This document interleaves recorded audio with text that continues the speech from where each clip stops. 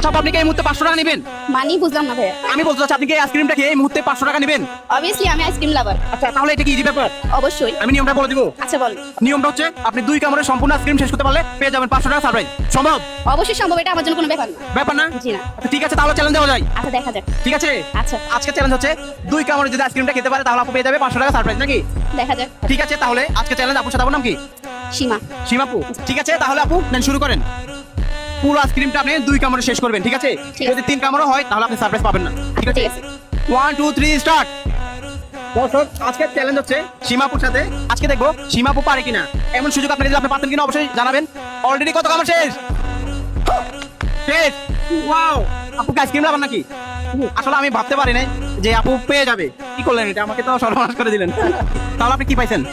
এই যে 500 টাকা। 500 টাকা সারপ্রাইজ। জি। আচ্ছা আপু, আপনার মন খারাপ নাকি? আপনার বান্ধবী সারপ্রাইজ পাইছে? না না, আমার ফ্রেন্ডই তো পাইছে। আচ্ছা আচ্ছা, ঠিক আছে, তাহলে সারপ্রাইজটা আপনি সব, হ্যাঁ শেয়ার দিব। তাহলে আপু সারপ্রাইজটা বুঝে দেন। ঠিক আছে। নেন, আপনার সারপ্রাইজটা আপনি নেন। ঠিক আছে, Thank you. ওয়েলকাম। আচ্ছা কেমন লাগছে? অনেক ভালো, ফুট করে একটা সারপ্রাইজ পাই গেছি। কেমন